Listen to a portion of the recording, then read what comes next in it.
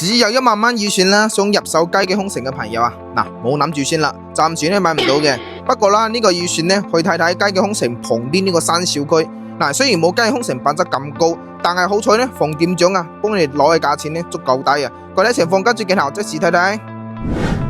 呢個小區啊，竟然比佳記空城仲要近珠海啊！真係咪講笑噶？喺小區大門口啦，行2步啊就係珠海噶啦。而且咧，比佳記空城啊仲要實用啊！嗱，好似呢個廚房呢個位置啦，嗱係發展商咧靜雞雞咁偷出嚟面積俾你用嘅，都唔計入房肯正面積噶。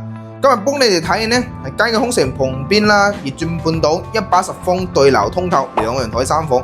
咁交俾我哋嘅時候呢，都係呢種精裝修俾我哋入住噶啦。嗱，同佳記空城呢同樣嘅位置都係咁近珠海嘅山姆會員店，但係呢比佳記空城啊仲平咗4、5千蚊啊！